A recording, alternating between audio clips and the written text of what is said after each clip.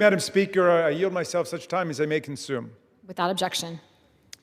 The bill would subject doctors, nurses, other medical providers, and even parents to up to 10 years incarceration in federal prison and up to $250,000 in criminal fines for providing gender-affirming health care like hormone therapy to minors. They want to criminalize more than a dozen different evidence-based medical treatments and procedures that are presently being recommended and used for gender dysphoria, including the prescription of puberty blockers, which are commonly used by families for young people who are not trans, but who face all the medical and social problems associated with early onset puberty. The gentlelady's bill would engineer a massive invasion of the privacy rights of families engaged in medical decision-making in America. And I thought that was something that united liberals and conservatives, a belief that families should be able to make their own decisions for their own children.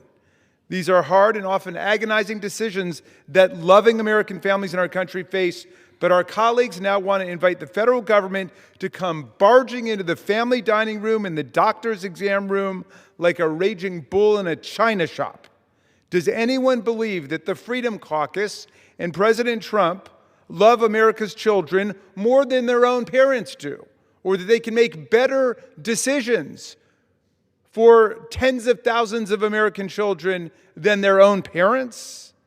I can't understand the logic of it. At a time of skyrocketing healthcare costs, which our colleagues will do nothing about, except perhaps a handful of them who have crossed over to join us today in a discharge petition, but at a time of skyrocketing healthcare costs, grocery prices, and housing, not to mention the recent news of escalating unemployment higher than last 4 years, does anybody really think that what the American people need right now and are looking for is a federal law authorizing FBI agents and government prosecutors to investigate doctors, nurses, hospitals, and parents for providing AMA-recommended medical care to children?